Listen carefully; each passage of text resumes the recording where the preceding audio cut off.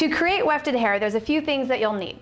You'll need hair, scissors, 2-inch masking tape, nail glue, the liquid kind, not the gel kind, cardstock, which can be a postcard or a manila folder, comb, extra hold hairspray, a flat iron or a regular household iron, a sewing machine, and thread that corresponds to your hair color. Let's take a look at setting up your machine. If you're going to be creating wefts on a regular basis, you may want to consider investing in a double or a triple needle. A single needle requires 4 passes over the extension hair to create a single weft, whereas a double only requires 2 passes and a triple needle only requires 1. So it can cut down on the amount of work required significantly. There are different machine settings that are associated with each needle. Your machine settings for a single and a double needle are going to be the same.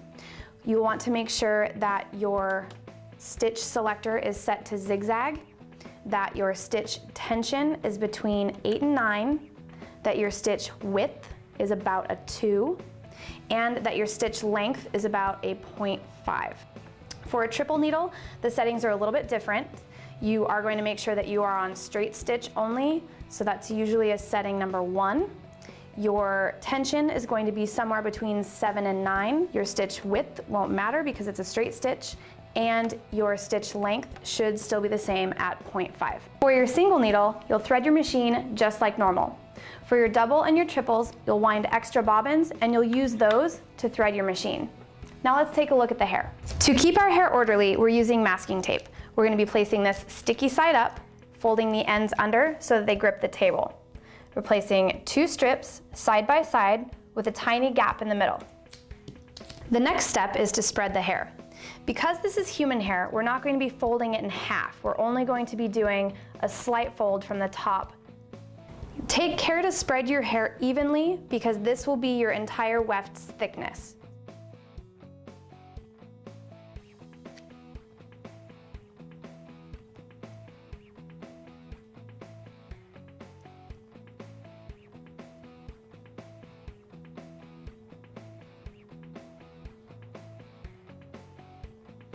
The next step is to make the hair stiffer so that it's easier to work with. So we're just going to saturate it with hairspray. If your hair moves at all, you can use a comb and push it back into place.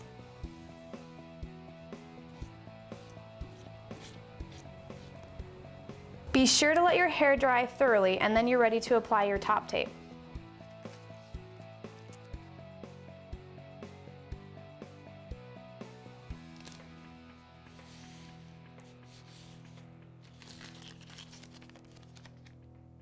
You can use thinner tape in a pinch, but the 2-inch tape helps hold the most amount of hair possible while you're doing the stitches. Press these together so that they're tight. The next step is to cut your edges.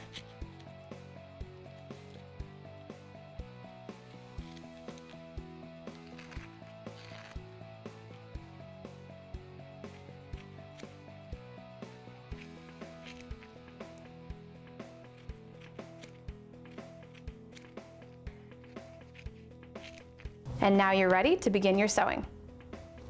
Load the hair into your machine. I'm using a single needle, so I'll be doing a 4-pass stitch.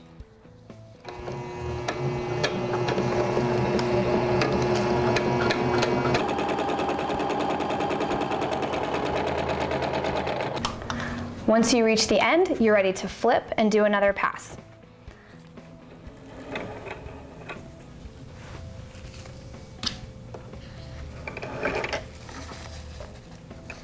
And reload it into the machine, trying to stay right above my previous stitch, holding the tail and begin sewing.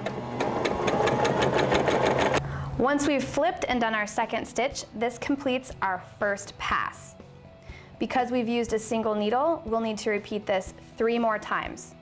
If you've chosen to use a double needle, you'll repeat it 1 more time, and if you've used a triple needle, you're done. So let's keep moving. We have 3 more times.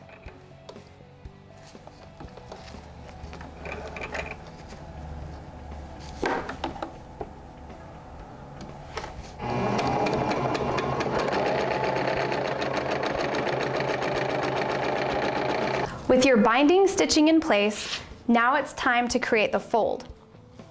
So you're going to place your cardstock in between your pieces of masking tape and use a flat iron or an iron to press that flat.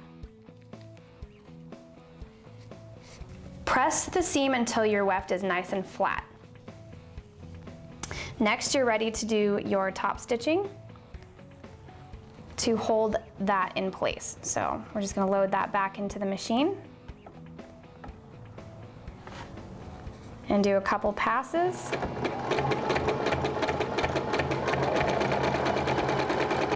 With your stitches complete, it's now time to remove your masking tape.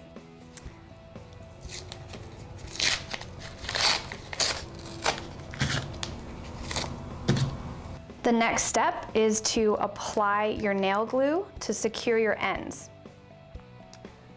So we're just going to add a drop of glue. Wait till that dries and then cut away your tails. Here you have your completed weft, ready for installation.